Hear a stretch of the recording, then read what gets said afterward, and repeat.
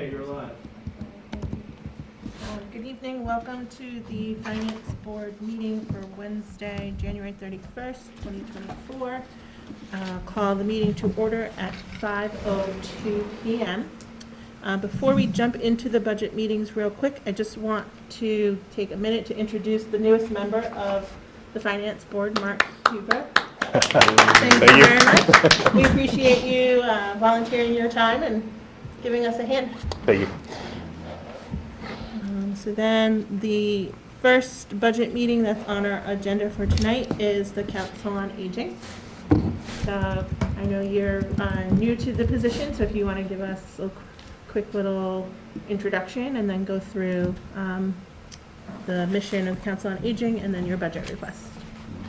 Sure, I wasn't my first one, so this is on. It's on. So yeah, so certainly feel free to guide and direct me if I'm going anywhere off direction. So my name is Alyssa Lee. I am the director of the Council on Aging. I started in July 5th, so just rounded out about 6 months here. Thoroughly loving the position. Knowing that it is just a pivotal role in the community is fulfilling in so many ways. So I thank you all for the opportunity to be here. Do you want me to move on to? Yeah, you can go on and go Yeah. through anything that you feel is important to keep the board updated on in terms of changes that have been going through the Council on Aging, and then you can go through your request and any specific items you'd like to point out. Okay, great, yeah. So the Council on Aging plays a pivotal role in our community, providing crucial services and support to our older adult population, which is about over 20% of the population, and we count that to be 60 and over. The COA's activities and functions encompass a wide range of essential programs aimed at enhancing the well-being and quality of life for our older residents. Key functions include the older adult outreach programs and information referral services, health and wellness initiatives, transportation services, social and recreation activities, and food and nutrition services. I wrote it in the report, but again, just can't overstate the urgency of these services. They truly are not just amenities, but absolute necessities for our older residents. In a society where aging individuals face neglect or lack of attention, the COA's programs and services are the backbone and support for ensuring our older adults lead fulfilling living lives and receive the respect and care they rightly deserve. In regards to the FY25 budget, our budget is fairly small, but it's twofold, and we do quite a bit with what we are given. So first and foremost is following directive, understandably from our town administrator, right, is maintaining fiscal responsibility. So I hope that that's seen in our budget, that we haven't asked for any increases with exception of one, which we'll talk about. So again, first thing, maintaining fiscal responsibility is one of two goals. The second goal is ensuring fair compensation within the Council of Aging department. So with that, our one ask is to respectfully ask for an increase in the assistant director's salary from $60,558, which is in the budget, proposed budget, up to $67,000 to be aligned with the COA department trend, which appear to be aligned with the town's compensation report study completed in 2023. I can go on from there, but I do want to thank and highlight the town's commendable efforts, your all efforts, in aligning the 3 out of the 4 COA positions with the study standards. I think it is the transparency in that and the equity in that is truly appreciated. And, so that is just our question of, would love to extend this alignment to the assistant director role.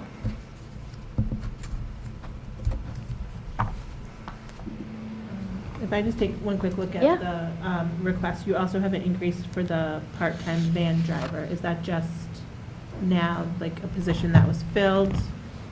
versus not filled? So as you all know, the salaries were locked. So I didn't request those increases. Again, they're certainly appreciated and welcome and minimal. We have 2 part-time van drivers. They are paid at $16.04 currently, and so that will go up, a helpful amount, but in comparatively a different size. Anyone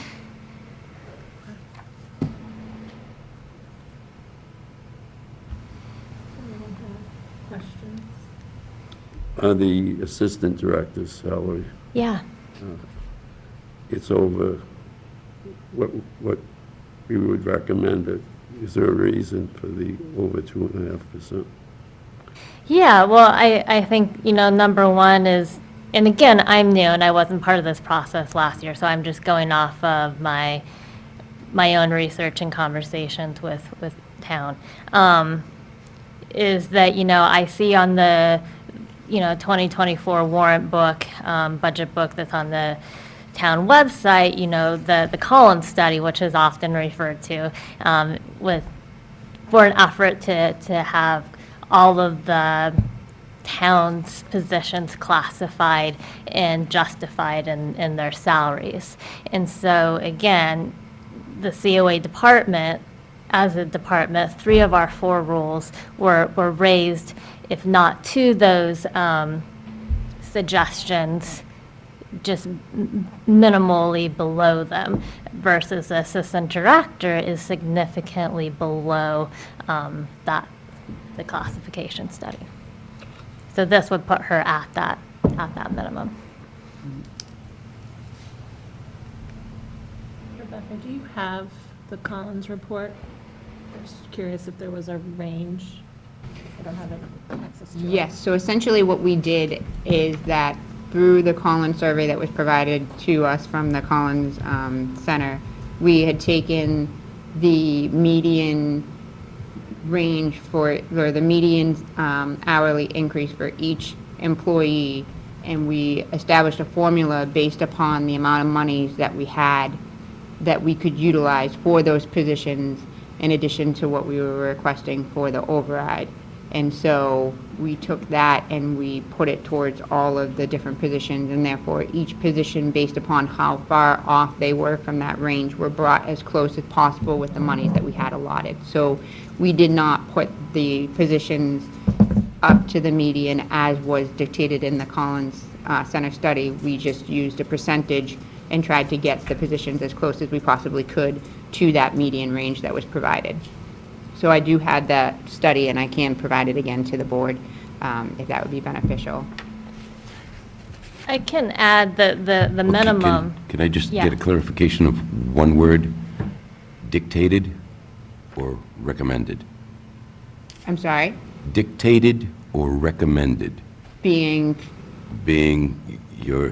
You used the word dictated when you referred to the Collins Center studies.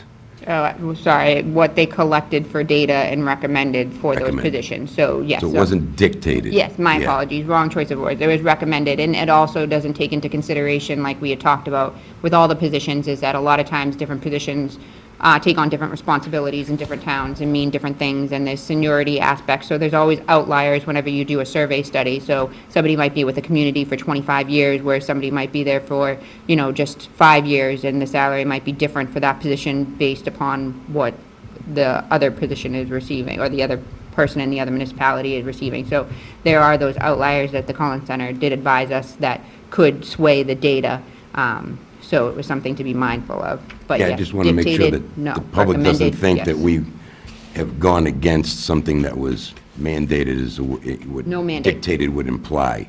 So it was recommended, we did our best to get there, but there was no mandate. Yes, wrong choice of words, my apologies. No, just, people out there will pick up on that word and think that somehow we cheated or something, which is not the case. Nope. Do you Can want me I- to get the study for the range? Yeah, I just was curious what the range was. So on the Collins study report, which is on the website for the budget book of 2024, updated July 19th of 23, it says evaluated and assigned all positions studied to appropriate classifications to assure internal equity. So that would appear, as in the study, the assistant director would be grade C. And the grade C minimum at that time was 34.62 and a maximum of $45. So that was, it'd be the discrepancy, is that we took the survey data that was provided, that big Excel spreadsheet that listed Nahant, Merrimack, West Newbury, it even included some of the bigger municipalities like Newburyport, and we took that data. We did not go with the classifications that, we did not do the grades, we did not adopt the classification study, we did not even review the classification study that was provided because it wasn't finalized and presented to the board. So while that was part of what they presented to us as part of what we paid for, we never officially adopted, discussed, and/or took those into consideration. We only took the actual survey data because, as the finance board was finding, they would come to the meetings and they would provide their own survey study, and we wanted to be more transparent about what numbers were being used and how they were being used. So we just took the third party's representation of that data instead of each individual collection of data. So that's the difference. I guess my question would then be why, in genuine sincerity, is just why are the 3 of the 4 roles, within, less than 5% difference of these minimums versus the, assistant director role is about a 9% difference? Again, I absolutely understand that it wasn't officially adopted, but the optics and reality of it is that it was, or very close to was, for many roles. Well, I think the Council of Aging, you can tell I'm aged. You guys are doing a real good job. You got a relatively mixed board back there, and you're a welcome addition. I think you're doing great. Thank you very much. And I would say, in regards to seniority, Nisha's been here as assistant director, or in her role in Groveland for nearly 20 years. So she certainly has seniority in regards to her tenure to the town. Does anyone else have any questions? Yes, first of all, The numbers over there, so. thank you very much for all you do for the residents of the town. I know that the entire population as a whole is aging, so your services become more and more vital every day. Do you know how many residents you serve on a daily, monthly, weekly basis? Do you have those kind of statistics? I do have the statistics. Oh, look at you. Well, no, don't look at me because I think I did not print them out, though I think maybe a board member might have my printouts. These are your notes from the January. Thank you.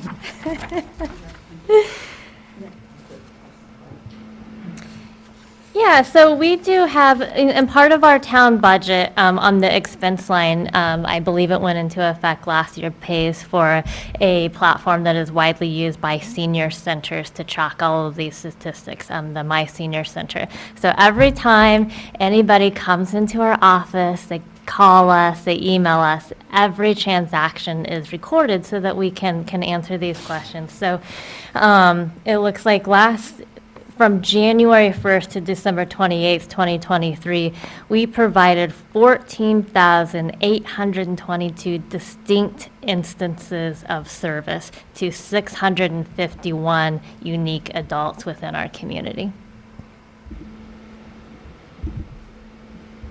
And our push is to do even more this year and in the following years. So. Do we have a volunteer base? Absolutely, yeah. I believe last year, Nisha and I were just talking about, because we're planning our volunteer appreciation soon. I think last year about 70-something volunteers were appreciated. So it's not possible without them.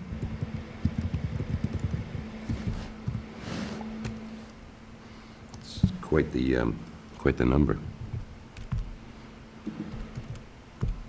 I'll just make a couple of quick comments that I do want to welcome Alyssa. I haven't really, this is the first time that we've met you with the budget. And I also want to really thank the board. I know that there was some turnover this year. I know that it was a little bit complicated, and you put in a lot of time and effort in order to get the staff that we needed. So I want to really thank everybody for sticking in and joining if you were new this year. And I want to just also point out, with all of the competing needs that we have across the whole town, we really, we look at different years and what the different needs are, and we, a few years ago, made sure you got the new van, because after COVID, I was like, these seniors have been in their homes. We're going to have a van that is going to work so that everybody can, so we really pushed for that. Last year, we really pushed for the salary survey so that we could put salaries back into place, and we did that. And so you can see that the budget over the last few years has gone up overall substantially, and the assistant director is now at a salary range where I'd have to look back, but I'm thinking it's around the salary range that your outgoing former director was at. So we've really worked hard to get the salaries back up into a more competitive area. But I hear what you're saying. If it's not in line with the salary study, we will take that into advisement and look at it and try to really understand where that disconnect was. Yeah, no, appreciate it. And again, I don't want anyone to come away thinking otherwise. We wouldn't be here without you all and without our community members, and acknowledge just what an incredible hard job what all of you have, and appreciate your support and working with us to make sure that we can continue to serve the community. It genuinely is just a question of, for me as a director, to know that we are not only fair but equitable in our salary practice, so that I can have a better answer as to why the salary is what it is. Yep, appreciate that. Best I can tell you is you're very much appreciated. After that, I can't promise you anything. So, by my math, I like to crunch numbers, you're fielding about 41 incidents, we'll call them, per day. Yeah, there's quite a few, yeah. So incidents meaning just every transaction Every human transaction, every we have. interaction. Yeah. Phone call, somebody drops by the office. Yes. Every interaction. You had 14,822 in fiscal 2023, which is about 41, For the calendar year of 2023. calendar year. Yep. and that, for the calendar year. And you don't operate 7 days a week, or do you? No, we don't. That's 5 days a week? 5 days a week. So it's even more than that. Yep. If you were to crunch those numbers. How do you keep up with that kind of demand? Yeah, our team, number one, is incredible. They go above and beyond because our work, as I know all of ours, but our work in particular, is really to serve the needs of our older adults. We see them in a much more intimate and personal way than I think many departments have the capacity or ability to do. And we know what's going on with the grandkids. We know what's going on with the dogs. We know that they need fuel assistance. We know if somebody needs heating assistance. And so how we handle it is, how can we not handle it? Because the team is empathetic and compassionate and does the job to their fullest. Now, have you seen the number, well, you're new, so I don't know if you compile that data. Have you seen the numbers go up over the years? So I absolutely, so I do my director reports every month for the board, and every month, things are just getting more full, particularly for our food and nutrition services, as word gets out about the offerings that we're able to do for grocery service, or grocery delivery for our homebound elders, to the walk-in food pantry for our older adults. As word gets out about all holistic view of services that we're able to get, our events are becoming more attended, our walk-in services for our outreach program are becoming more and more, and yeah, it's getting fuller, which is it's just really great to be a part of. Yeah. Great. I just have one more Yes. question. In your estimation, your opinion, what are the top 3 needs or concerns for our senior residents out there today? Yeah, absolutely. I think food and nutrition is number one, because those are statistics that we keep seeing going up, is that need, for that basic need of making sure that the people don't go hungry. I think another one is battling isolation. Isolation is real. It is absolutely a critical health issue, as warranted by our Attorney General of the U.S. And we are combating that through a number of different ways, through its social events here, versus our outreach coordinator will go into homes for our older adults and sit down and have one-on-one conversations. We have callers that do friendly phone calls to help battle that. So food and nutrition, battling isolation, and then I think the third one is transportation.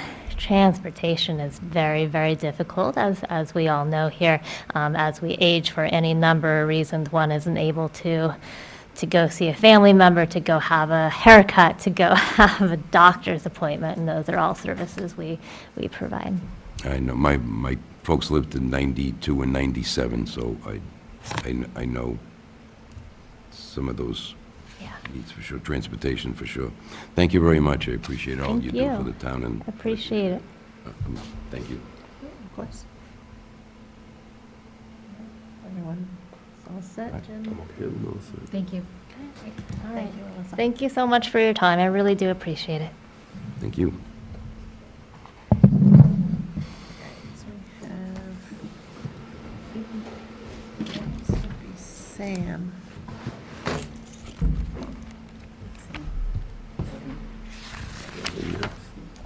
It's not much in it.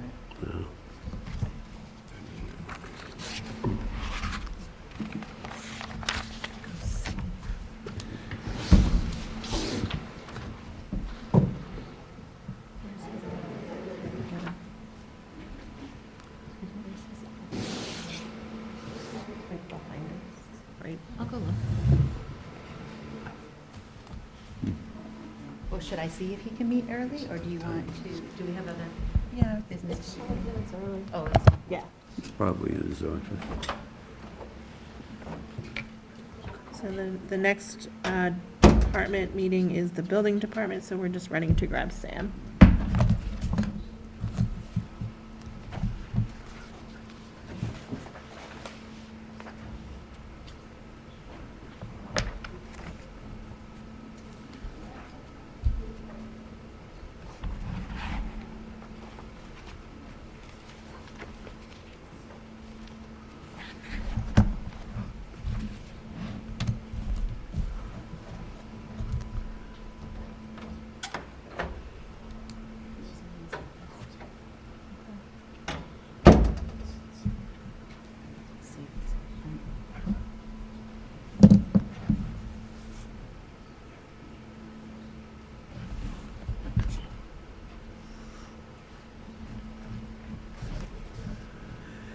Right.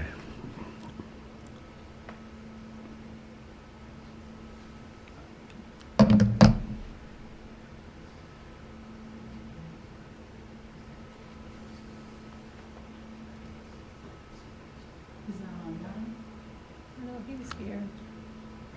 No, that's fine, we can skip down and then come back to him. So, doesn't have a problem with that.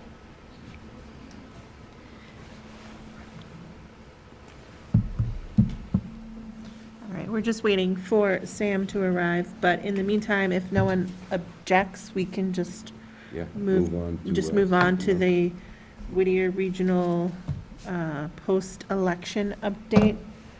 So by now, we all know that the vote for the new building did not go through. It was a very clear no to the school system, the school district. My understanding was that the building committee met yesterday, I think it was.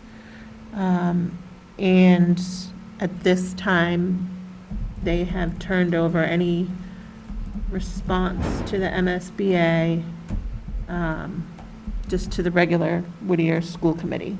The building committee has said they've done their part, and there is some concern about the fact that there's a requirement to respond back to the MSBA within a certain number of days, and the Whittier School Committee does not meet again before that deadline.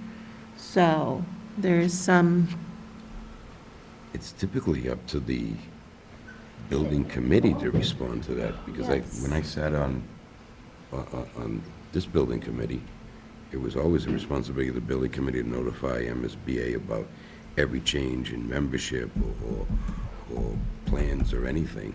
So I'm surprised that it's the school committee's job. School committee was really never in. yep, I think a lot of people are a little surprised by that from what I'm hearing.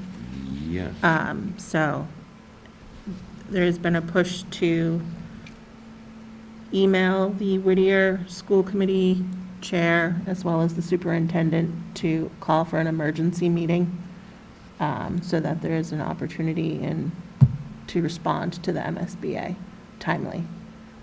Because obviously, if you don't respond at all, then you're definitely at risk of losing any opportunity you had with them, so. But I just figured I would put that out there for people to be aware of and, make sure we follow through with that aspect. Hi, Sam. Hello. How are you? Good. How you doing? Good. I should be the most boring of the night. Oh, come on, don't sell yourself Just short. the way we like it. Good job, Sam. I think you know most of us on the Yes. board. The only person you may not know is Mark. He's our newest member. Hi, Mark. He's his first meeting, so he's jumping right in.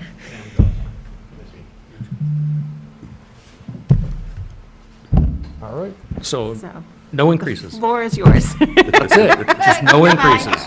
Okay, thank you. Really, it's the existing expense budget, I left the same at 6,000. That is adequate to do what I need to do. The salaries are in your hands, otherwise no increases there. The permit link line item is it's not a real revolving fund, but it acts as we get permit fees in, we pay a percentage out. For the software, it's $10 per permit. That covers that payout. Other than that, it's pretty straightforward. Up and coming year, I do have grants out or a brick grant application out for a new plotter, because ours is dead. We've been trying to get it to limp along. It finally, I think, passed last month. So we will get that taken care of, hopefully. We do have to pay for a portion of it, but most of that will be covered by department users or IT budgeting.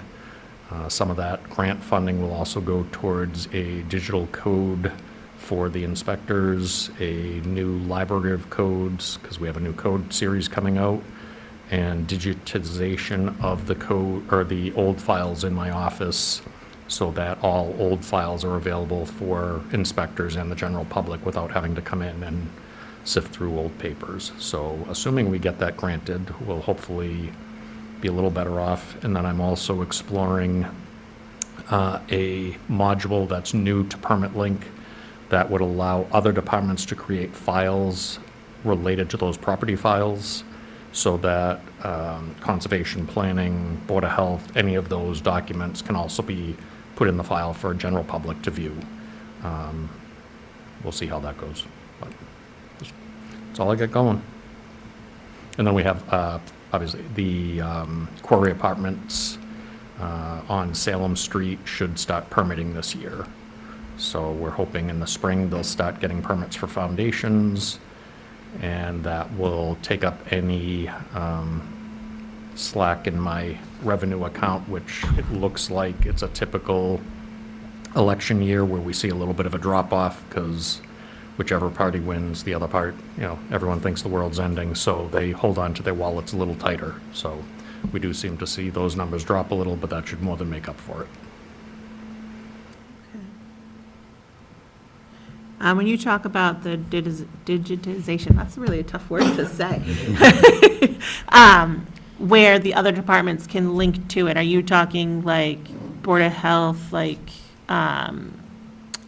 as-built septic plans tying to like permits or new build, like what do we? Yep, so the initial grant would be from my department, Yep. just to get all of the building records out of paper into a digital format, so anyone, realtors, builders, nosy neighbors, can go just peek at whatever's going on from a permit standpoint, not just, I think we started about, it's almost 10 years, but we only have 10 years of electronic files, the rest are paper.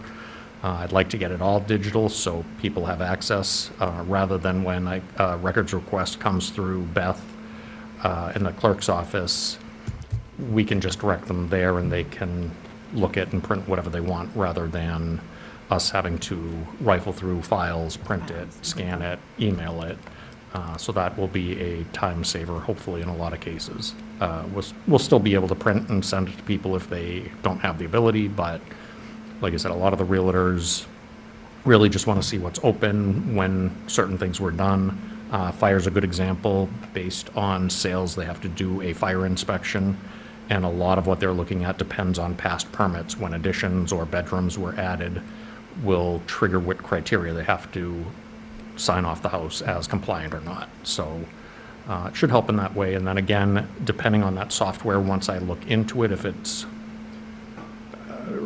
worth doing, then it's a conversation with those other departments and a presentation to see if they think it's worth either just moving forward and putting any new documents in, or if at some point they would have the ability to digitize the older stuff as well. So it's a kind of a real long-term maybe. I'm just curious. I thought that there had been an earlier project where you digitized old files. No, it just maybe organized? Didn't your Organized. dad come in and do a lot of work and Yes, everything? so I'm thinking of another project. Yes, so the first was putting them in actual files that related to the properties rather than in a big box with no, Okay. they were Well, that just would be a kind good of first step. I fill can the see box that. up, put the cap on, start a new box was somewhat of the old filing system. So we took and reorganized everything by map and lot, which pairs with the assessor's data and with the permit link data. So that is all linked, as well as permit link is linked with the MyMap, which is another thing where we have a resource for the citizens to go on. They'll be able to link directly from there to permit link and view those documents without having to go department to department. I see. But again, long-term, if I can get my department done, it'd be a miracle, and then getting the rest done would be even more miraculous, so we'll see. But yes, I'm doing same thing here as in West Newbury, trying to, just piggyback the efforts, do the same thing, get the same brick grants, and hope things go our way. So, fingers crossed. Now that you've digitized everything, is it a cloud-based service or is it IT equipment that you have to host in-house? It's multiple. It will be on our server, a third-party server, and cloud-based. So it's part of the requirements, I guess, for record keeping for Mass for digital files. So it's one of the things that our permitting system, it was a requirement before we implemented it, is that it met the requirements for mass records retention. So I don't know exactly what those are, but it Sure. does, and will continue to, so, yeah. But that'd free up some, I mean, not that my office is fine, but having 6 or 7 large file cabinets out of there would be fantastic to have something like a plan review table rather than me sprawling out on the floor. You know, big wish list, so. I think the budget's pretty straightforward. Well, none of them, if there's any questions to go One off of tangential the- question maybe is just, do you do anything with building efficiency studies at all, or does that not fall on your? No, just code compliance with energy code-related efficiency, but no studies, no HERS ratings, no, Yep. yeah, nothing outside of just code compliance. Thanks. Sure. Now, what do we do for the next 25 minutes? Well, you're free to go home. Excellent, excellent. Thank you. Anything else? No? All good. You got any money? What's that? Got any money? No, no, I don't. Go find me. I've got a wife and a 17-year-old kid that like to, I shouldn't blame the wife, it's more the 17-year-old kid, so.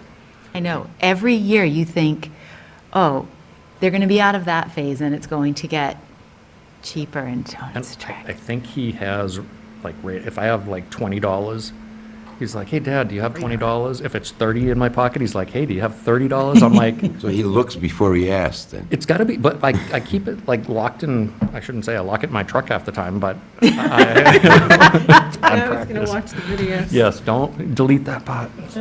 Anyway, all right, thank you guys. Thank you so much, we Good night. appreciate it, Sam. Yes, yeah. All right, so yeah, so we do have a few minutes until Rennie is due to come in for the highway department. I think we can just continue moving down our other agenda items if anyone doesn't object to that. That way we can not be here quite so late. Yeah. The next item on the agenda is the approval of the minutes. Move to approve minutes from January 17, 2024.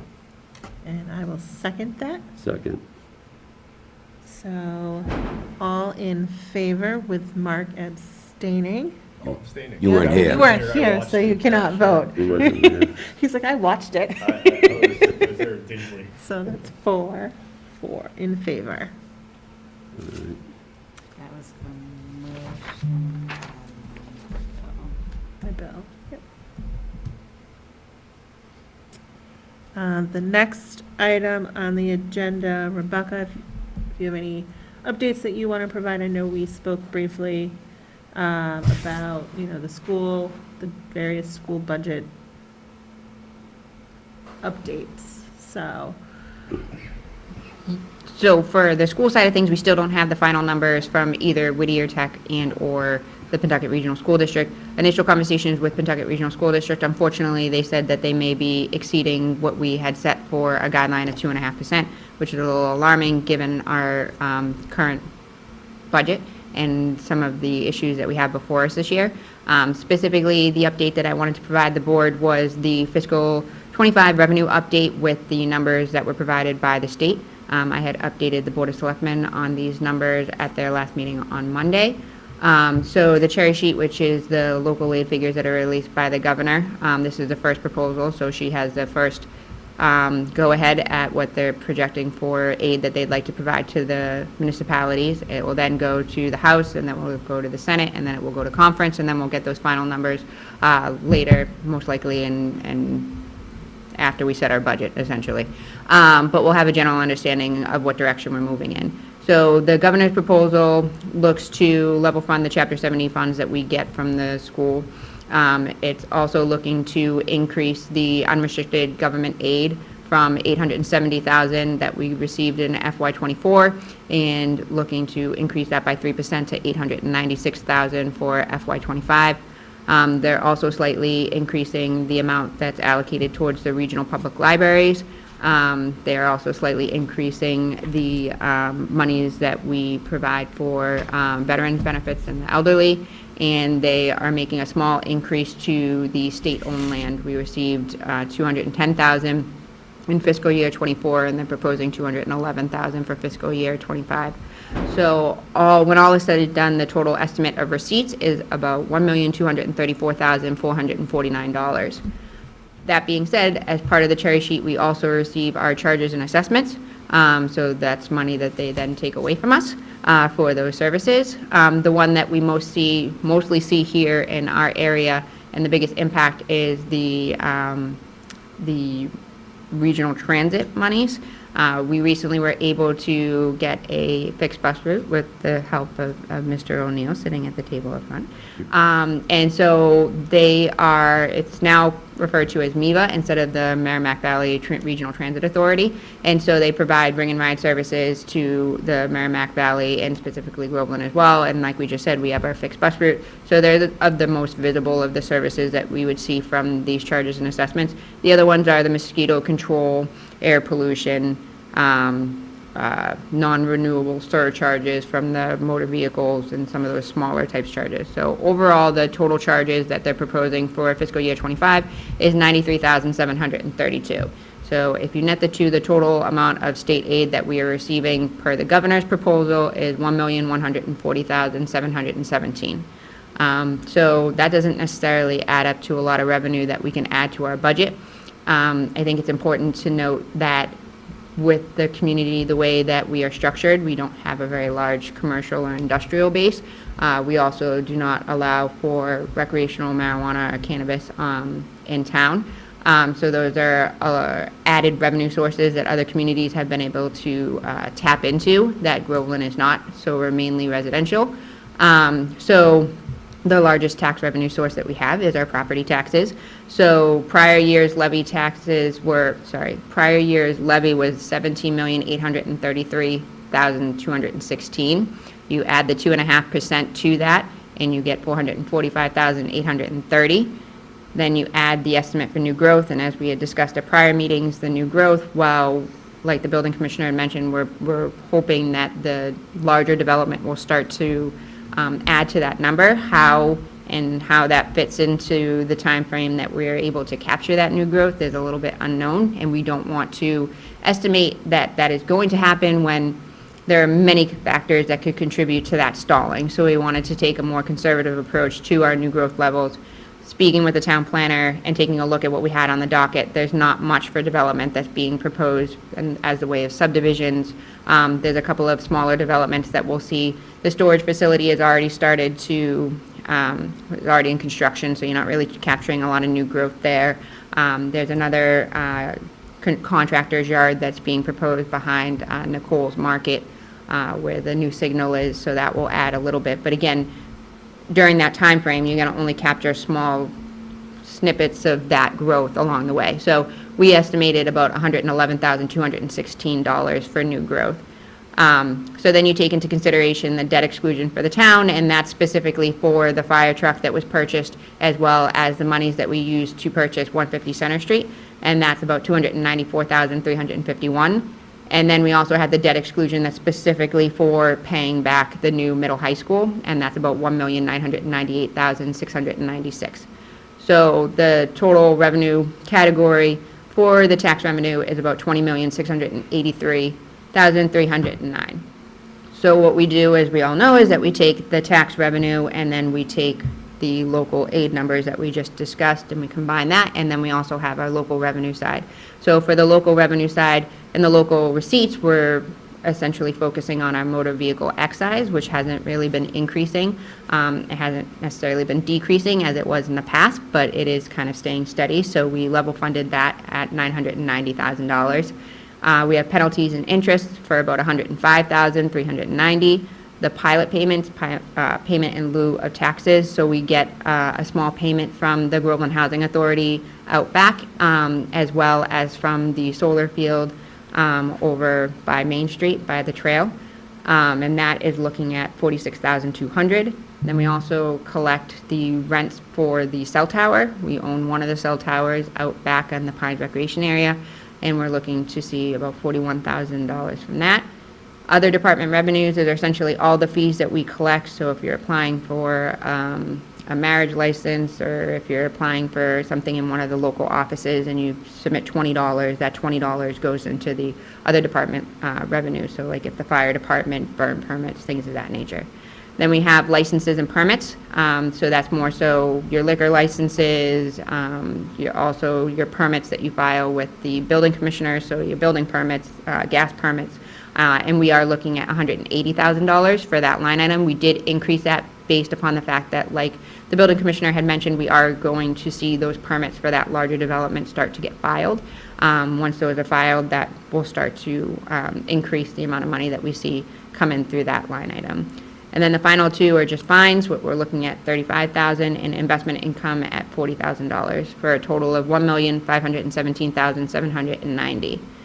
So the total estimated FY25 revenues that we're taking into consideration and that we're using to net the expenditures in order to provide a balanced budget currently with the governor's proposal and what we've estimated for the fiscal year as we're trending and as we've seen through the former fiscal year is about $23,391,576.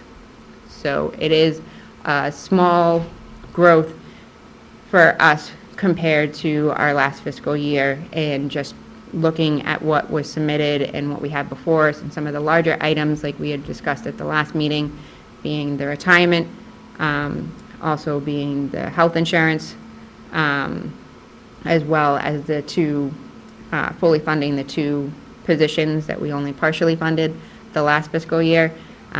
We kind of started in the red before we even started. So it is going to be a very challenging year, especially if the school decides to move forward with anything over the 2.5, which we have taken into consideration in our estimates.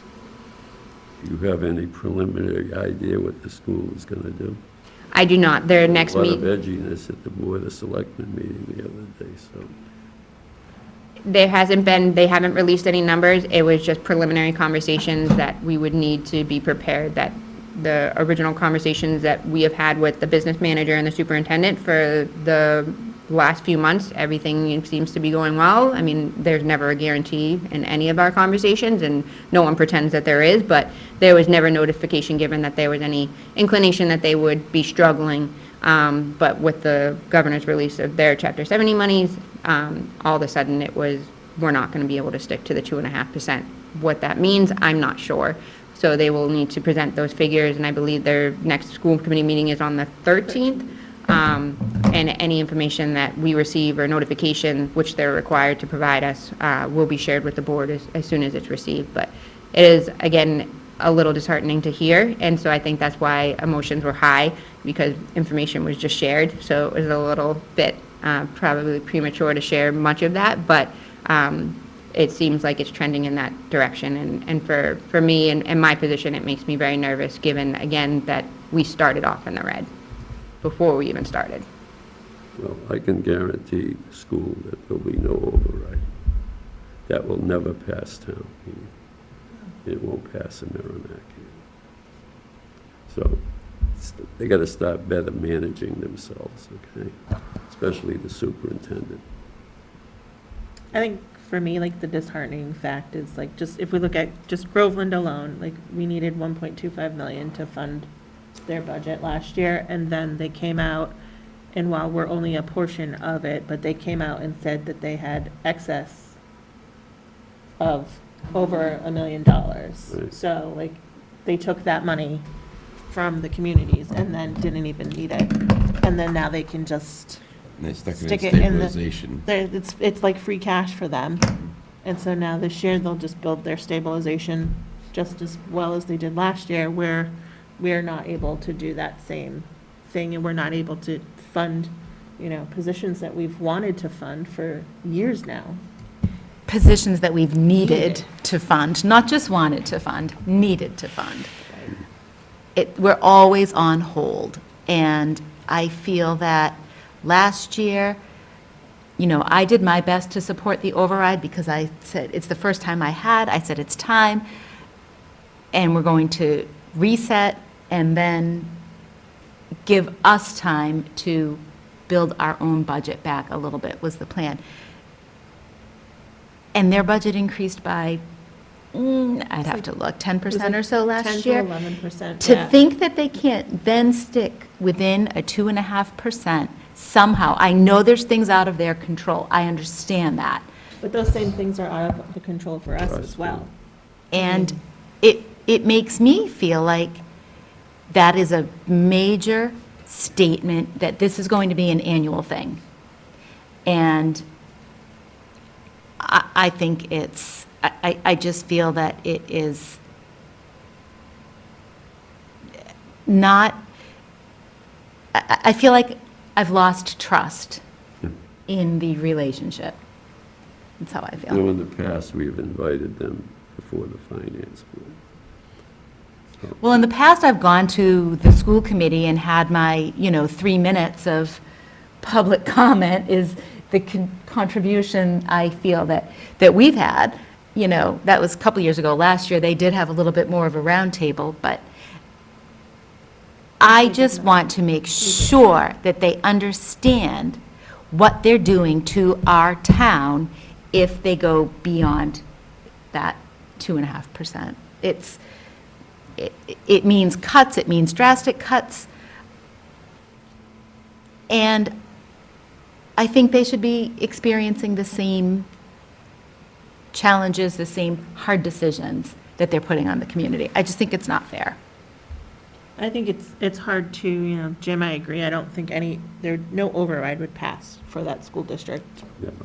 No, when you just did one last year. But then, again, like you go through and over the summer, they announce like, oh, this person is moving to this new position in this new role.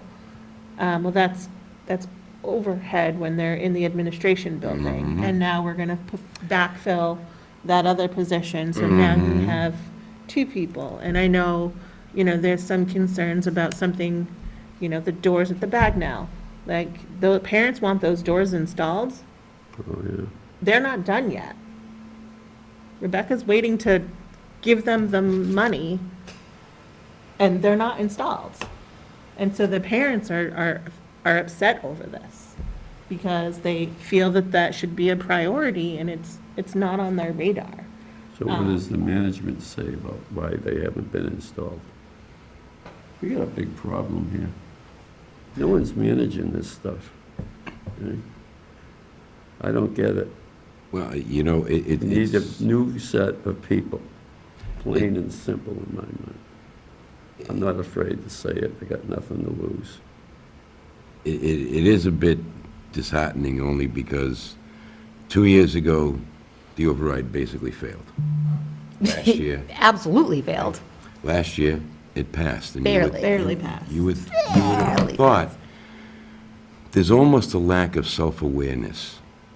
It's almost as though they're running a university that has an endowment the size of Harvard. And to your point, yeah, they've added new positions that didn't exist before. Well, we struggle just to maintain the positions we have. And to me, it's just a lack of self-awareness of what they're doing to the community that they're trying to build.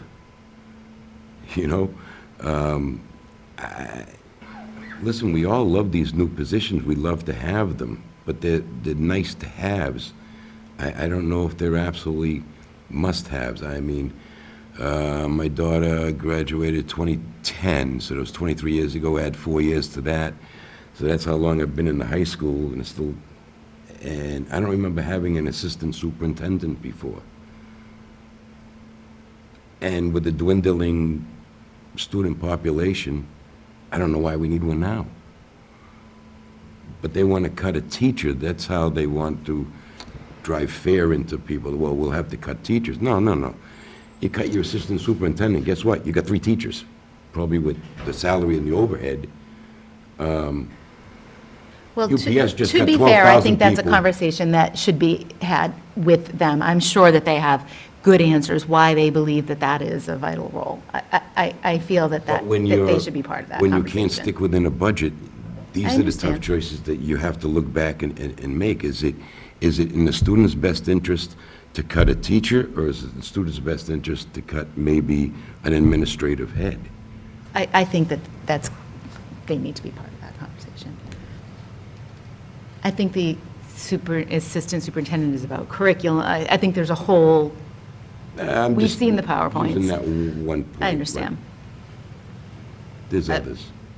Given the last few years of these new budgets, do they have statistics on cost per child compared to other communities? That's all publicized with the new information over the last year or two? I'm sure that they have that readily available. A few years ago, they said that they have all that information, and it trends. Something like that normalized by test Information score. about cost per student, information about test scores, information about state funding, all those kind of statistics They'll are. probably all be found on the state website. Or on Pentucket's website, but the state website too. Oh, yeah, the state, DESI has the Department of All those statistics. Elementary and Secondary Education. So, yeah, I guess it's just, it's again, like you said, like hoping to reset and give them the breathing Ready for room. me? And just to have the wind knocked out before we even really get the number. By the way, you have you have like a fudge factor in your budget right now for that, The revenue number? for Pentucket, the assessment. You said you just have you got a plug number in there. What percentage did you We use? did 2.5% over what was, the assessment was for fiscal year '23. So you only have 2.5% in the budget? That's correct. Okay. As So- like a placeholder. Right, As to right, what right. we had agreed we would move forward with. So if you showed it with 6%, where would we be? Well, we're already, like I said, we're already probably $100,000 in the hole before we even started to put in estimates for departments. So add in, anything over that and we'd be far, far, far in the red. Ballpark far? You're talking a couple positions far. However many million they add to it.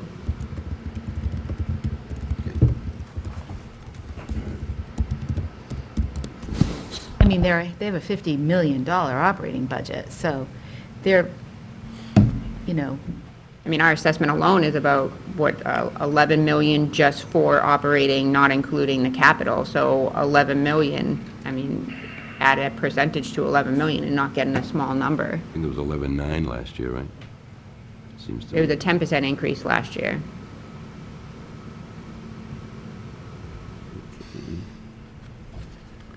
Thank you, Rebecca. Don't be sorry.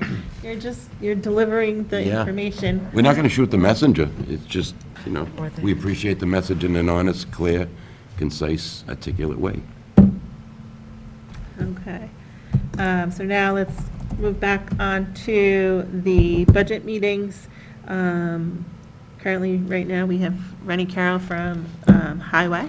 Correct. Nice to see you. Nice to here. see you guys. Thank you, If FinCom. you recognize everyone other than maybe Mark, who's our newest member. It's his first meeting, so Nice to meet you, Mark. he's jumping right into a, From the pan to the fire, as they say? yes. So if you would like to just give us an update on the highway and cemetery and then run through your budget for us? Sure. The cemetery side of things are brand new to me.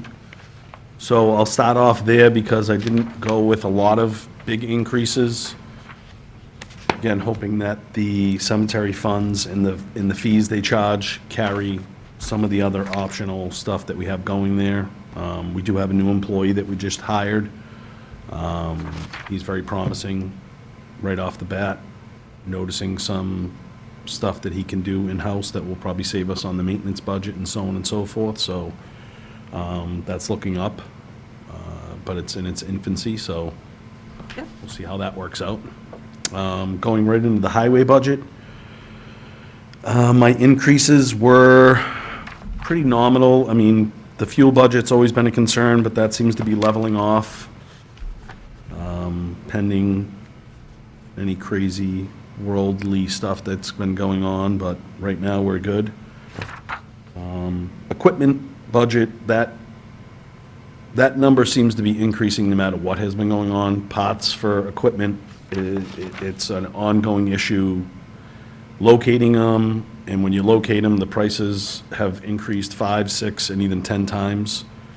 Especially seeing snow and ice this year, pots that we were getting,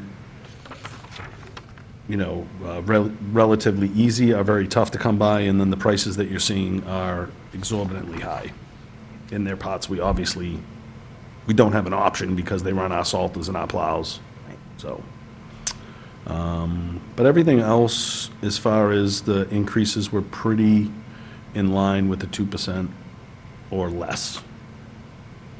The salaries, I think we put a 2% in for the union employees, but that is subject to change once we get the contracts, Finalized. yes, which Rebecca is in the middle of right now.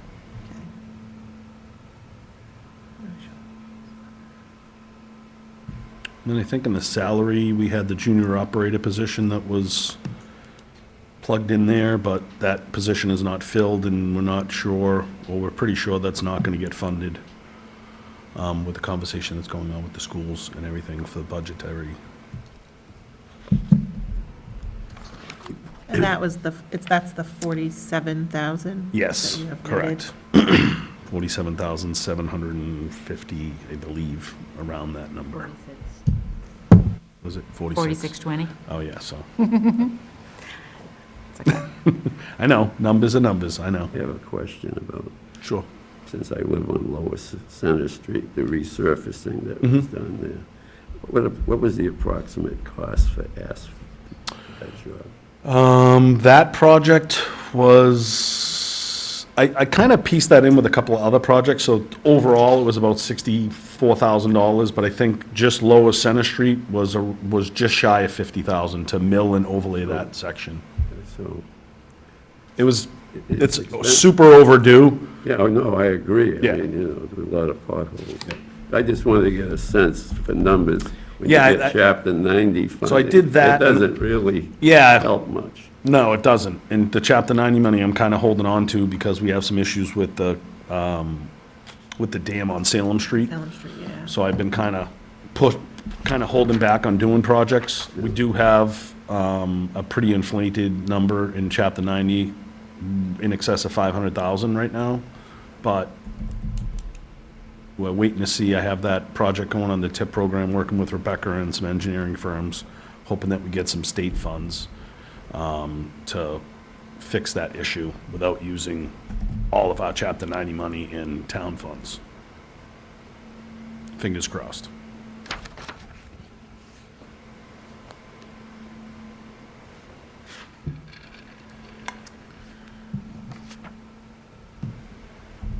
I'm not sure if it's a conversation more for Rebecca, but with cemetery falling under highway department going forward, there was the discussion that the cemetery commission would phase itself out if this transitioned well. Is that correct? So that is no longer correct. So the commission would like to stay on board in an advisory capacity so that they understand that the mission of the cemetery would still fall to their jurisdiction and authority in terms of how they would like the cemetery to conduct its operation and its business. But as for the direction over staff, the new position would report directly to the highway superintendent and would also take on the additional duties of public grounds and other parks and areas throughout the town. So it's slightly different, just given the, as we said in the beginning of the process, it is new. We can't do a DPW because it takes an act of the legislature, so we're just kind of slowly figuring out what makes sense and how the employee should be situated, because originally the employee reported to the Board of Selectmen with no real oversight, other than maybe the commission as an elected board that's, so it was an easier transition to put that position under the highway superintendent who has those resources available so we can cut down on costs. So that was the one change that we had experienced when we first went through this process, is that they thought they might want to phase out, but in looking how things were still operating with, the trust funds and the sale of lots and care in perpetuity and things of that nature, it just made sense to maybe have the commission stay on board in that capacity. Okay, no, it's fine. Well, that was one of my questions in terms of the sale of the lots and all of that. Where does that stay within the cemetery in the trust fund? Correct. Okay, so someone would still be managing. Yes, All the of- treasurer collector has always been managing the trust fund, but his only purpose can be for the cemetery. No. And that trust fund, does that pay for any of like the maintenance expenses for the? It can, like, but I'm just curious how all of that ties in. It can, but it has to be a vote of the cemetery commission in order to use the funds. So for what purpose were they collected under the creation of the trust fund with the intent of using it for? So if it qualifies for what it was set aside for, it can be used by the commission by a majority vote in that capacity. Thank you. And the commission has actually been a very welcomed and helpful while this process goes on, because they have intimate knowledge, whereas the exiting superintendent kind of took that knowledge. It's nice to have them on board moving forward with Anthony and kind of, it's certainly helping him with, Establishing yeah, his so, footing. right. Yeah. It's definitely helpful.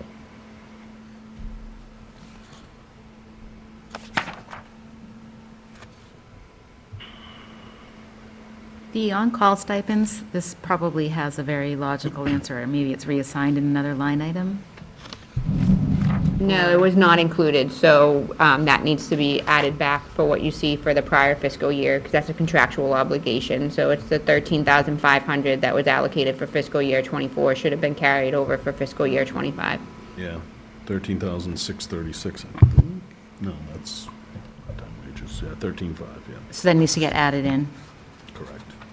So once we close the budget, we weren't able to add it back in, but once we create the new recommendations of the finance board, it will be added back in and/or to what has been agreed upon by the collective bargaining unit and the town.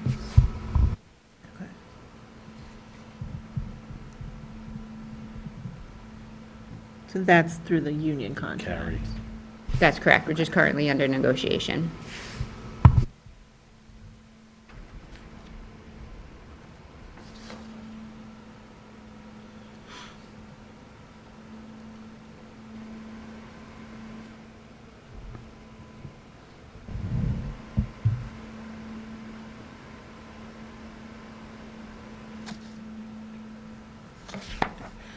Does anyone have any questions? Did the tree budget get spent this year? It's about halfway through, a little less than halfway through. There's about $12,000 left in it. I kind of hold on to it for the winter time, because that's when we see a lot of activity, and I honestly, there's trees down at Shanahan Park that I haven't touched yet, because they're not as important as trees that will fall on the road. Hopefully they don't, but there's still some tree work out there that needs to be done from that last big storm.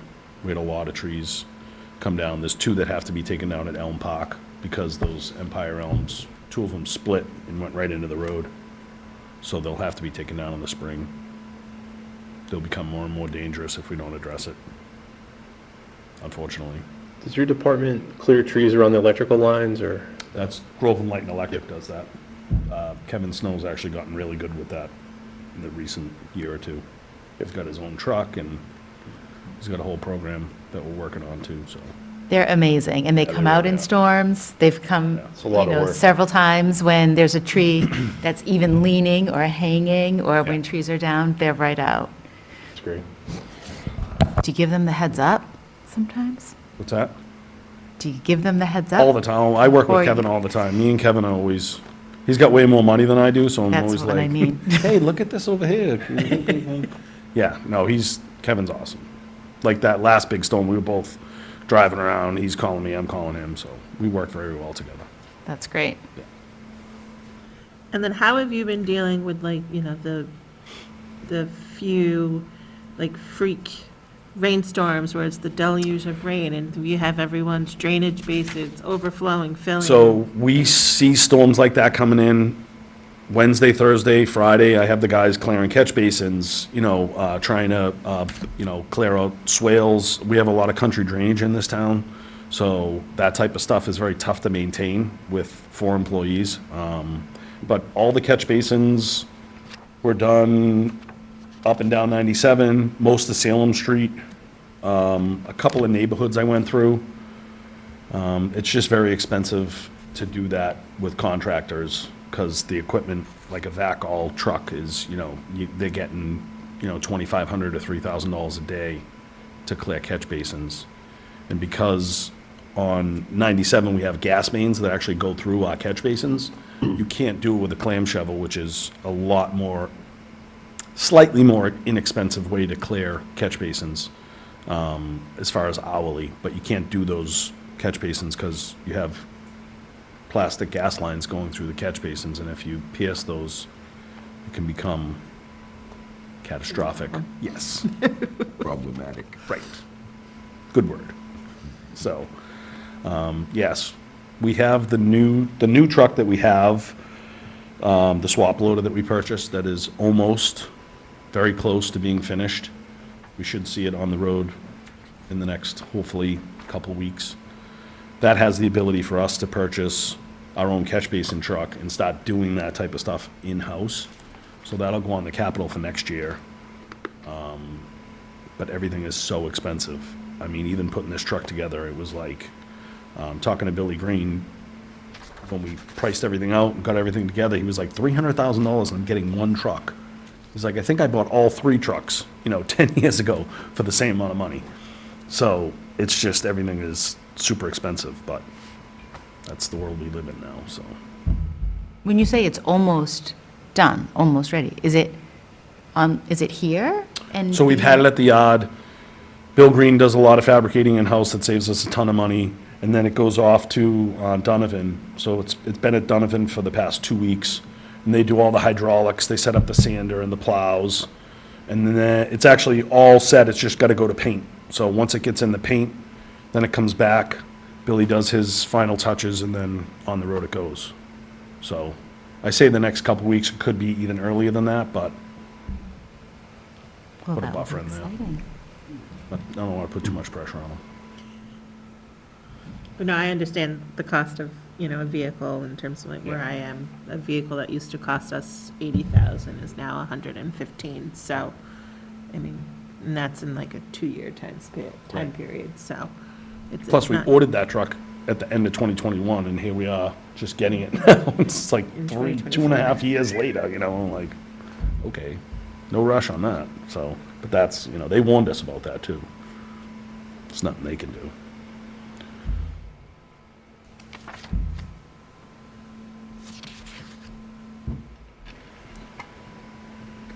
Any other questions? No, was there, so all 3 of these, the tree, okay. The trees, the highway, and then the cemetery. A real quick question for you, Rennie. So after the last storm, hopefully we're more than halfway through the winter. How much of your budget have you eaten through? So snow and ice, roughly halfway there right now. We're roughly halfway there, and I dare I say we're more than halfway through the winter, but Don't dare I know. say anything like I that. know. It's 6 So- weeks no matter what. It's I 6 don't weeks care no matter the- what, the so we're groundhog halfway says there, tomorrow. right. And, I'm a big purveyor of trending scales on weather and stuff like that, but the weather we have coming through, this summer and this fall and this winter is just, you can't predict it. So it looks good for the next few weeks. It's definitely, the temperatures are gonna get colder, but it usually pushes the storms away. I'm not a meteorologist, but it looks promising.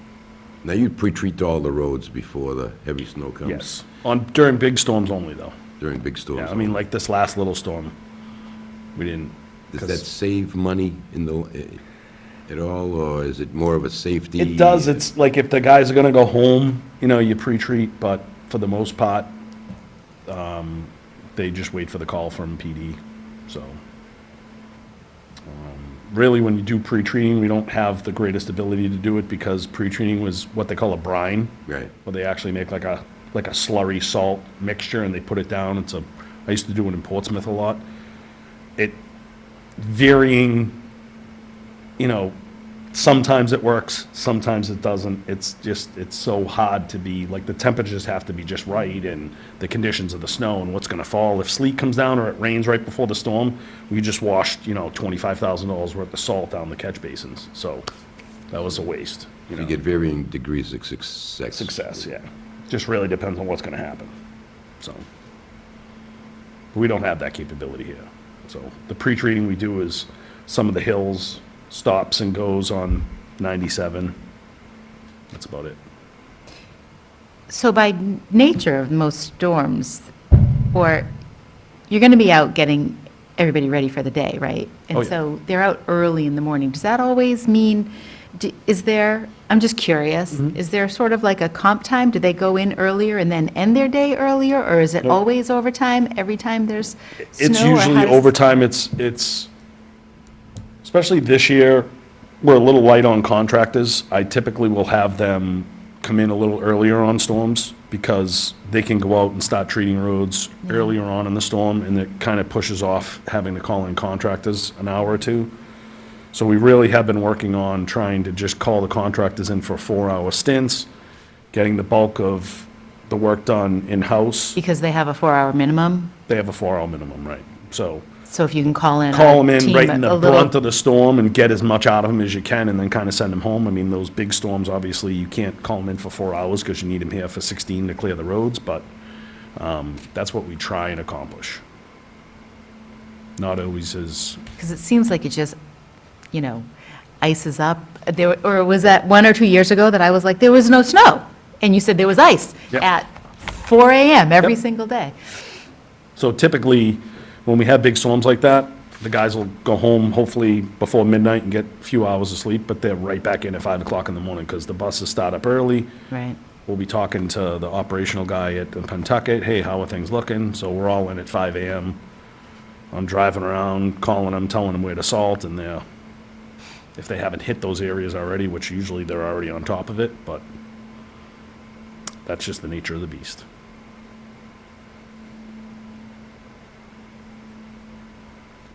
I'm sure they'd rather sleep until 7 AM, personally, but they don't get that option.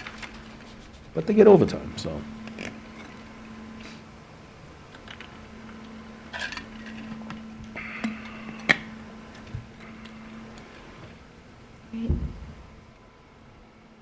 Thank you. Yes, thank you very much. All set? I think we are. Anybody else? If anyone has any questions? Nice to meet you. Keep up the good work, Ronnie. Will do.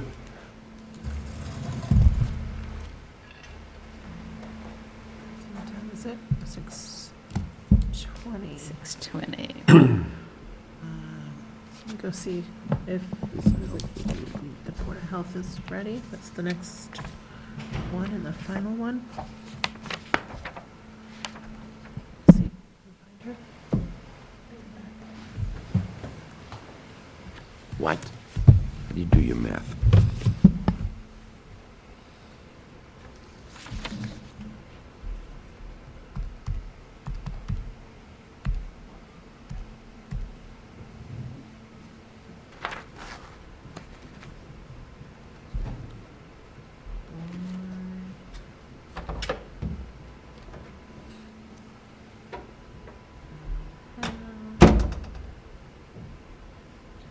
So how's it going, Mark? It's going well. It's up far.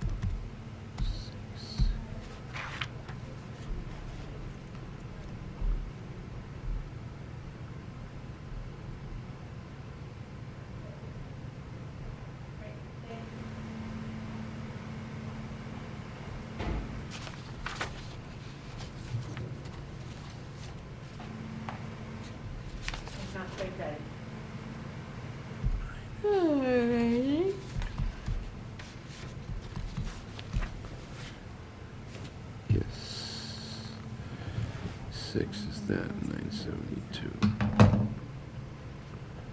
Guess it'd be 900 then.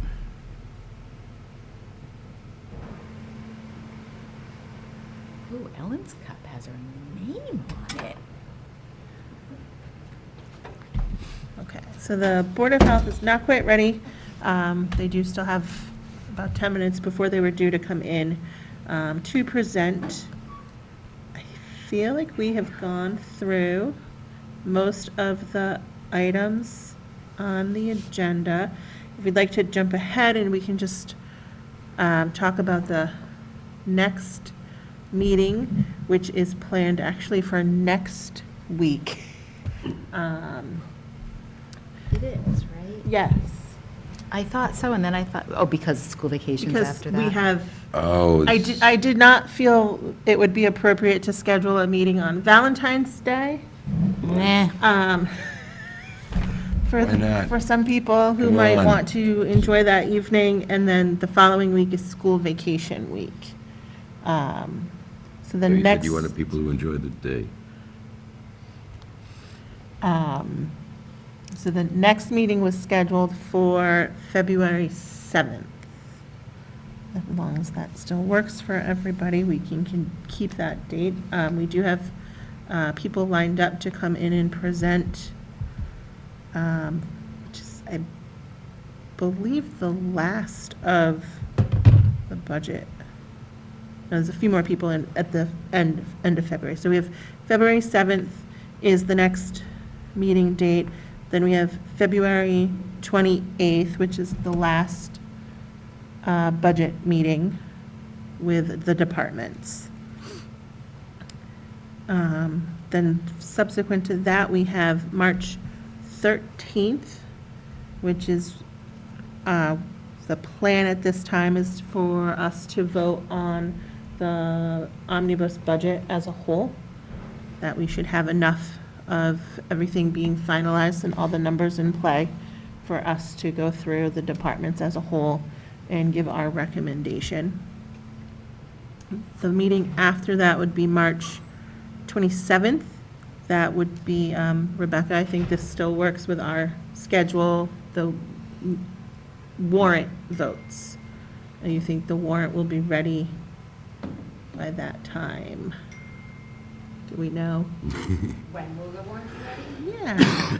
So I think that the warrant will be ready. So at the next Board of Selectmen meeting, I'm hoping to get them to close the warrant, I believe, in the beginning of March, so that we can finalize it and make sure that it has a chance to be reviewed by town council. So do you mean just the articles? Because the articles will be available, but for the final warrant, I would say that we would still be looking for maybe a couple days before the 14-day deadline. Yeah, to just post. like the first, we usually go through the beginning, like the draft of what the articles are. So I would say that, I've already started to assemble it with placeholders for different items. We have a couple of different state statutes that we're looking to adopt, as well as our standard financial articles that we see. I know that there's a couple of zoning article changes that we're looking at, street acceptances, some parcels that we're looking to adopt that were not properly adopted when we accepted roadways.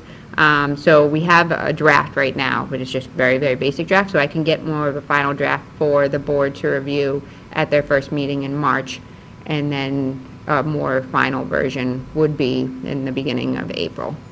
Okay.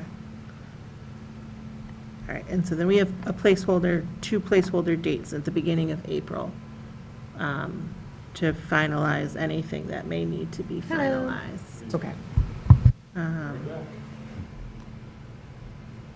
And then we wouldn't be scheduled to meet again until the town meeting. So we'll keep working with you in terms of the timing and the dates and make sure our tentative dates are lining up appropriately. So that way we're not duplicating work or effort or meetings and stuff like that.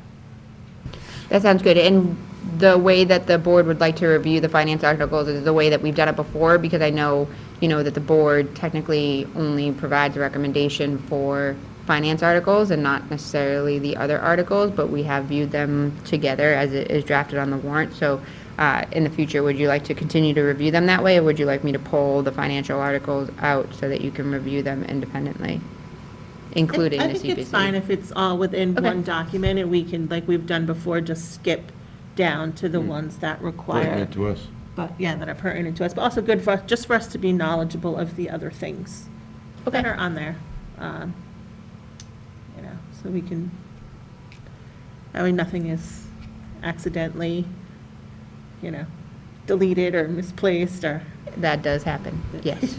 No, and I also know that the CPC just met last week to review the applications that were submitted, so most likely they'll be finalizing their vote on those items as well. I know they asked certain applicants for additional information that will be discussed at their next meeting, so I believe you'll be able to schedule to have the CPC chair in at that meeting in the beginning of March, right, I believe, for CPC?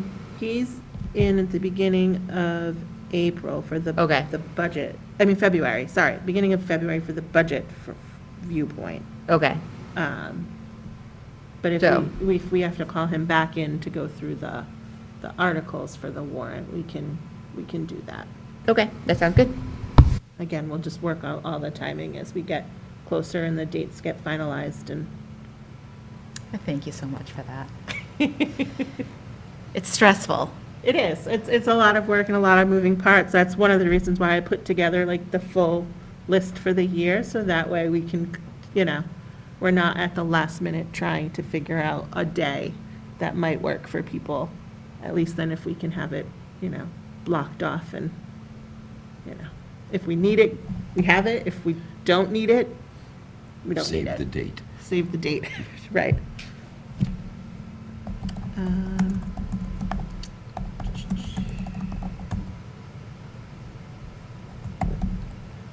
I think that's it. We're just waiting. I think that was the chair of the Board of Health. So they'll come in. Other items? Anybody have Yeah. those? Other items? Do anyone have anything they want to bring up while we're waiting in these last few minutes?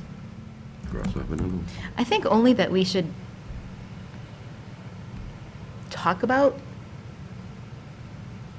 if we are going to have communication with Pentucket or our school committee members, or if any of us want to go to their next meeting, their meeting next week. And, I mean, I'm happy to go and make a public comment. The 13th? Mm-hmm. I was planning on going I would to that prefer that they come here, meeting. because you're gonna divide your town with our concerns of two other.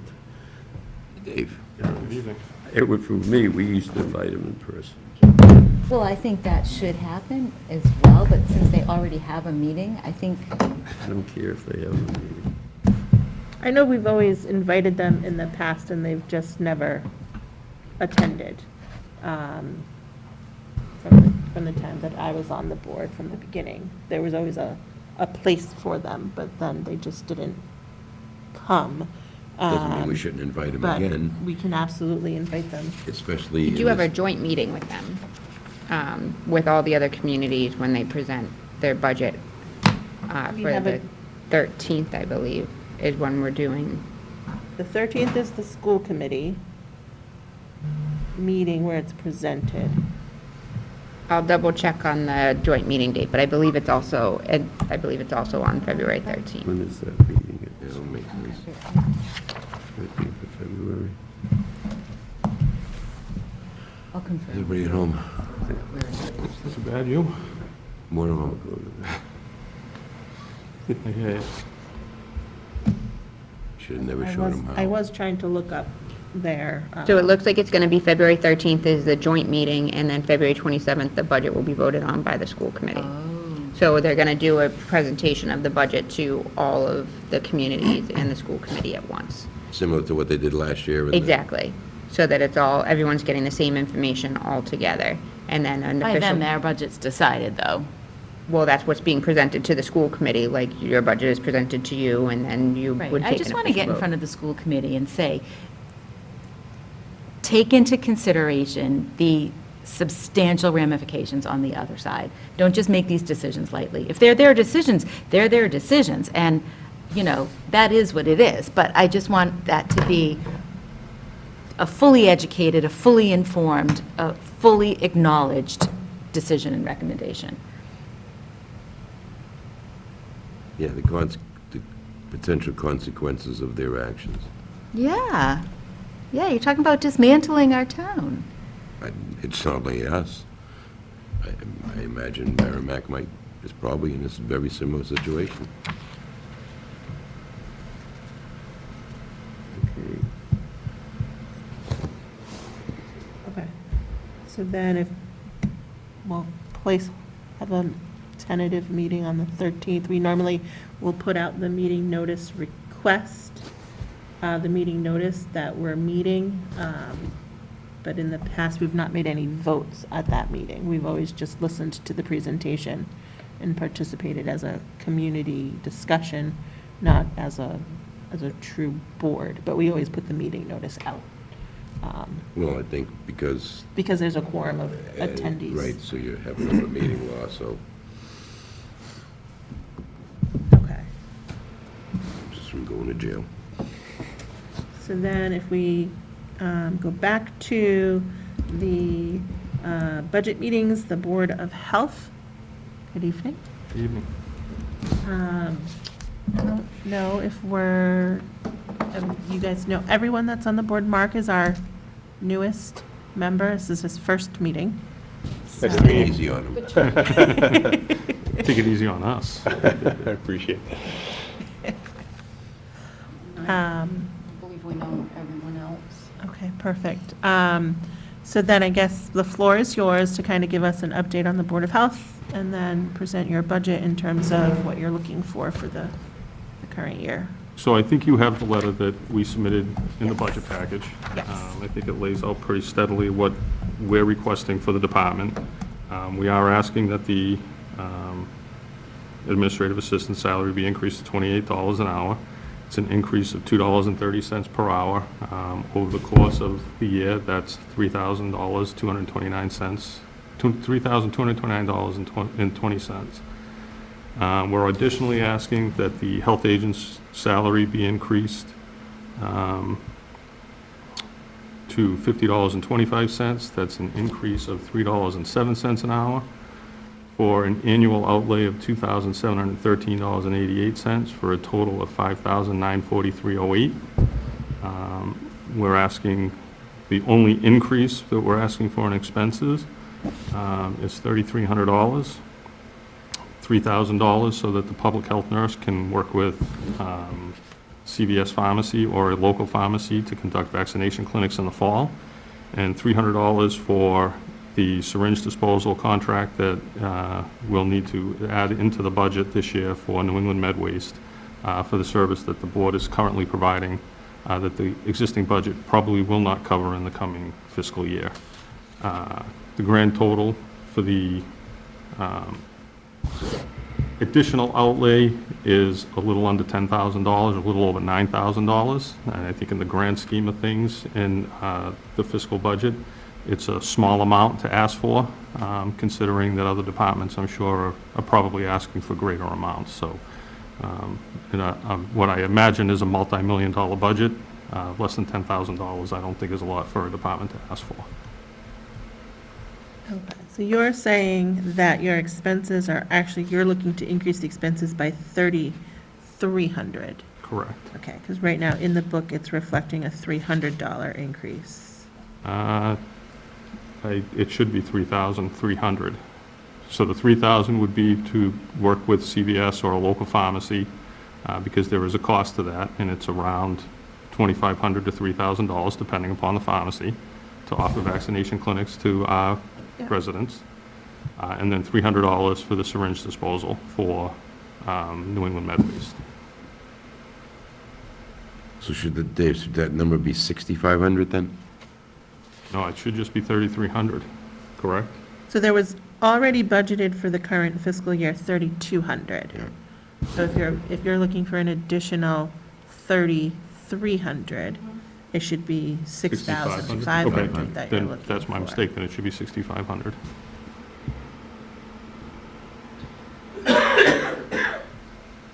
The part-time clerk, as I assume that's you, Lori.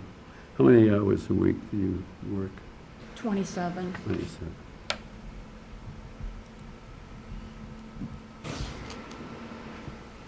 The health nurse, how many hours does she work? 12, What, that's it? that's it.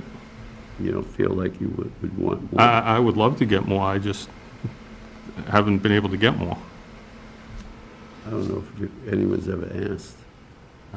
I think in the past somebody's asked. It was so- recently increased. During For COVID. years, it had been 8. 6 hours a week, and my former chair, Deb Hall, some of you probably remember, she, during COVID, asked to increase it 6 more hours, because we really needed it then, during COVID. I personally think all these positions should be full-time positions. I understand that the budget probably wouldn't support full-time positions, and the town may not be able to support full-time positions. However, as a public health professional, I think they should be full-time positions. And they should be paid as such.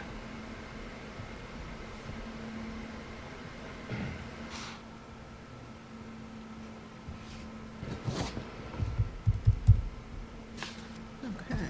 Well, you did follow the rules. I understand where you're coming from. But the health department's not the only department. Oh, I completely understand that. mean, But I said this last year, and I'll say it again this year. If after the previous 3 years, and this COVID is not going anywhere, if nothing has shown that a well-trained, well-staffed department, health department, is not imperative, COVID didn't show that, nothing ever will.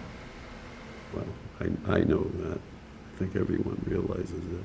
Like there's a I'm not, measles I'm outbreak. going to disagree with you a little bit. I'm not so sure everybody realizes it.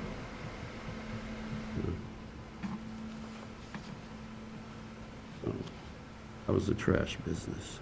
That's a whole other ball of wax. I'd like to know how the trash business is, how that contract's going. You know, Dave, it's not that we don't agree with you, you know. I know it's think difficult, we all believe do. me. I go in front of city council every year, and I beg for my budget, too. I know. It's not easy. And I'm Salem, passionate about it. and you know what? Deservedly so. That's what the town needs, people that are passionate about what they do. That's what keeps things going. It's just the reality is, we don't have the kind of budget that Salem does. I mean, we don't have the kind of industry, the kind of, commercial, we're so dependent on the residents to come up with every dollar. And right now, like Rebecca's been saying, we have this just enormous 800-pound gorilla in this closet that we don't know if he's going to come out to be 900 pounds, 1,000 pounds.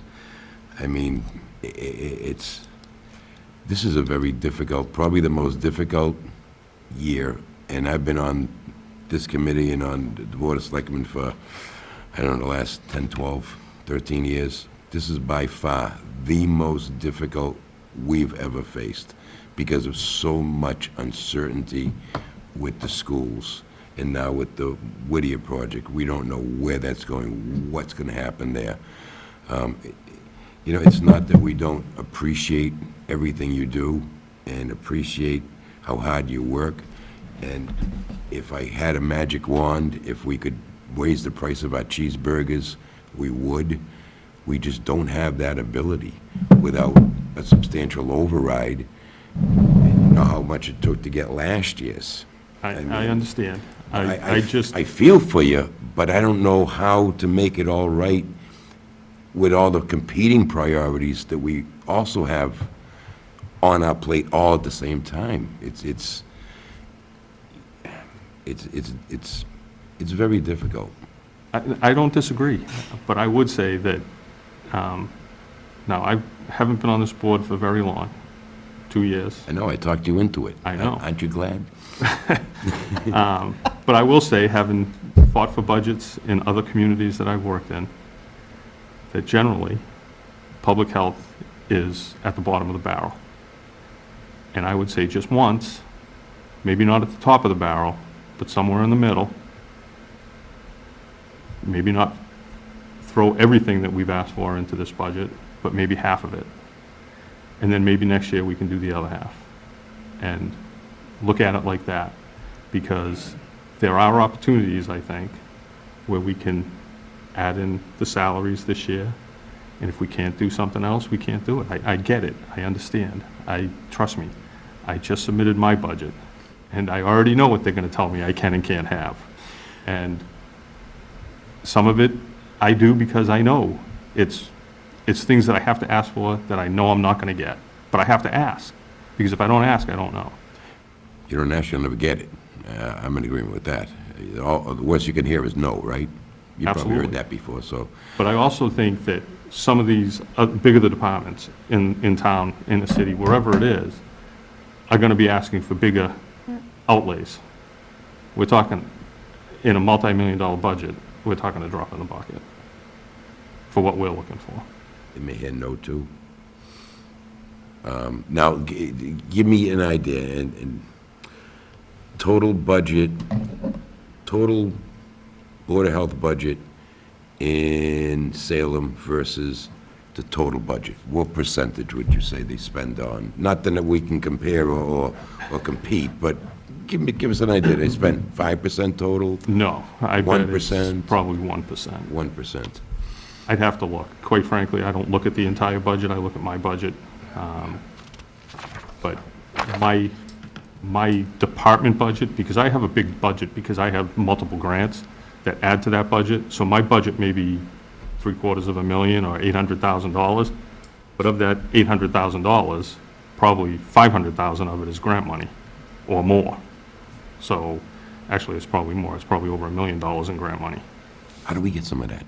So, well, you guys are gonna reap the benefits of some of that grant money, that the public health excellence grants that Amesbury holds. You'll get the benefits of the services that they're gonna be able to provide to the town. But that doesn't mean that you can cut this budget. How do we get the because money? Well, you can't get the money at this point, because Amesbury holds the grant. It's a regional grant that Amesbury holds. So, you know, they're the host agency at this point. So can I just point out, thank you for joining the board and for being relatively new. And thank you both for all that you do for the department. I just want, you know, we're all here because we're residents and we're concerned about the community, and we do this on our own time, and we're here to support everybody. We don't sit here to say no and to be the bad guy. We are here to support the community, and we do listen, and we really put forth, you know, some real measures toward progress over the last couple of years. And I can look back over time and see that, you know, 2 years ago, your budget, I know it's a very small budget, and I acknowledge that, but the budget was $80,000, and that's gone up to 112 last year, and that's budgeted to over 114 this year. So we have made steps. We do make concerted efforts to support the department, to support the community.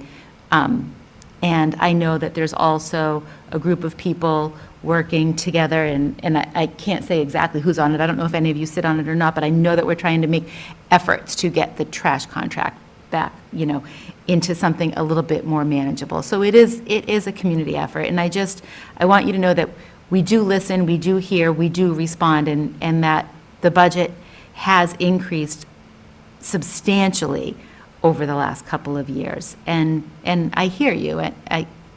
I also hear what you're saying, that it's small dollars and that you need to keep putting the small dollars forward so it doesn't get dwarfed by the bigger departments. And we've been making efforts to do that over time too. And, you know, there are challenges. We acknowledge all of that, but I want you to know that from what I'm looking at, there's been a substantial change to the budget in recent times. So can I ask you a question? Yep. How much of that is related to COVID? The And if COVID didn't happen, so the increase in the nurses' hours was because of COVID, right? So if COVID didn't happen, that wouldn't have happened. Well, COVID gave us budget money to put toward it, and then it remained in the budget through us advocating back to the taxpayers. Like you say, all you can do is ask, and that's what we did. We listened to all of the departments, and we say, we hear you. All we can do is ask the taxpayers if this is something that they want to move forward with or not. And so we put it forth. So we made it permanent, the town made it permanent, the taxpayers made it permanent through a process that we undertook that started with listening to these conversations over time. So Maybe COVID was the catalyst. how much ARPA funding did the town get? 2.4 million. How much of that went to public health? We got the test kits, we got the premium pay, we got the additional hours for the public health nurse, so, Beyond that, how much of that went to public health? in the capital plan, we showed that it was a total of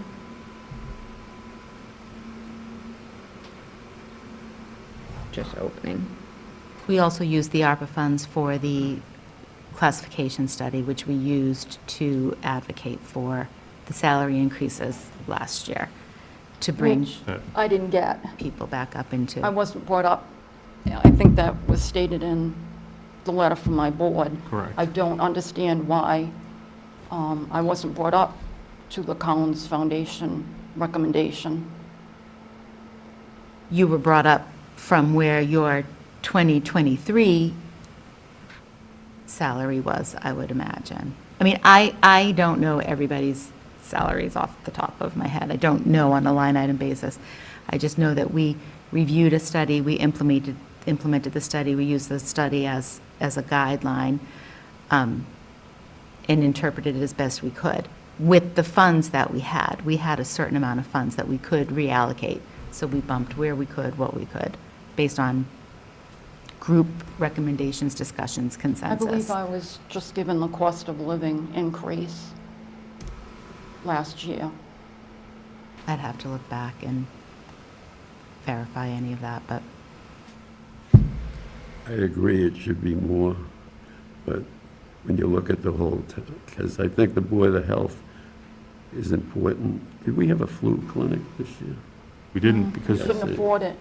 Yeah, I had to go to, I think that you have to look at a Board of Health in any community on the same level as your first responders, police and fire. We are a public safety agency.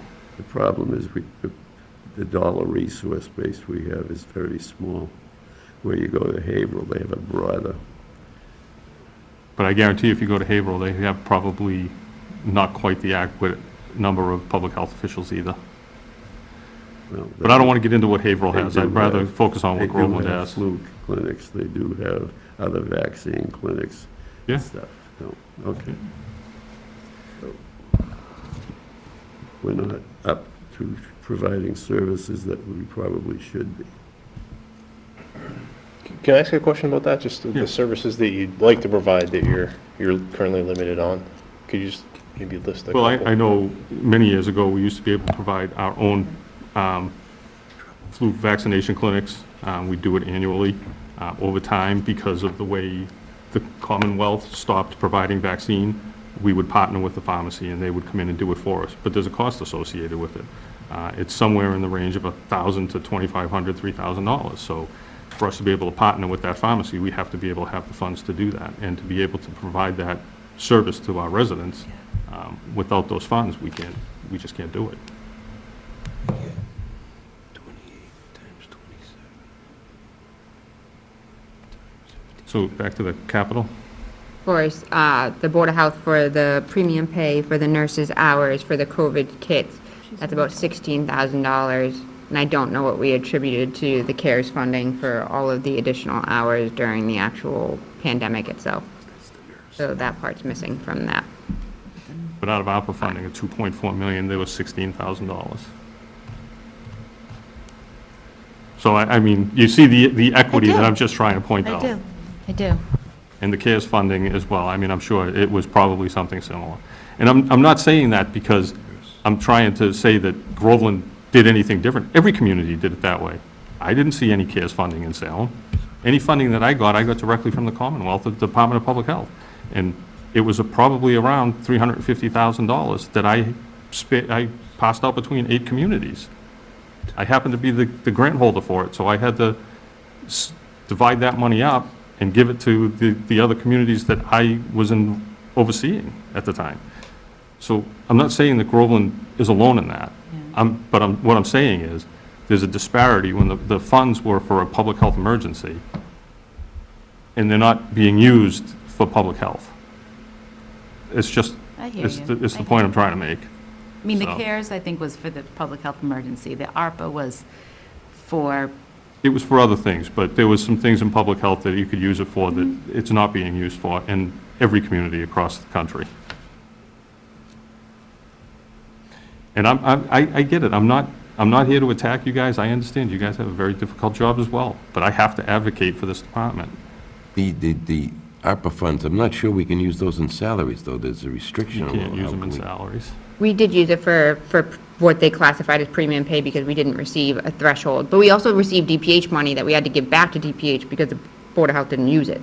And that was I don't given know to if- the I Board don't of know if Health for funding- specific COVID-related, pandemic-related responses. So, I mean, there's a lot of different monies that funneled through the public health system during the pandemic, such as ARPA funds, COVID funds, DPH funds, many of funds, like you said, that you received in Salem. And so all of those funds came in. So to just isolate ARPA is one piece of the pie. So there are other funding opportunities that had been brought forward to the Board of Health to utilize for the purchasing of kits, the purchasing of hours, and to work with other communities in their response. I don't know what funding came from DPH. It's probably the same funding that I got. I don't know how much they spent. I mean, I wasn't here at the time, so, but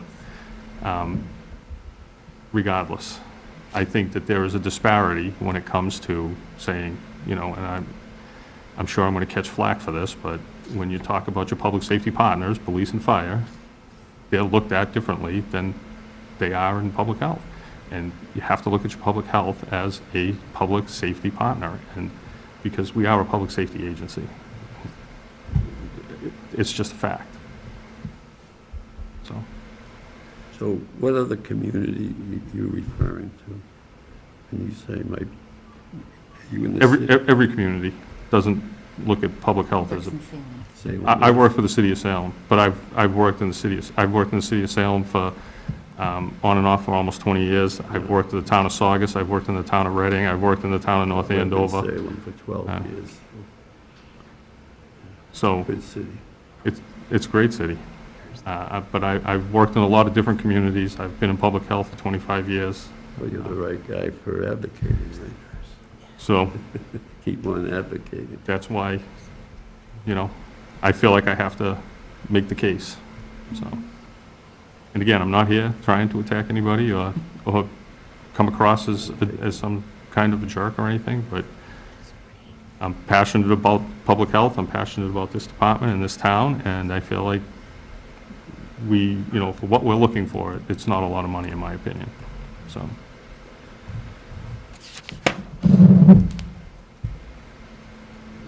The problem is when you don't have any money, any money is a lot of money.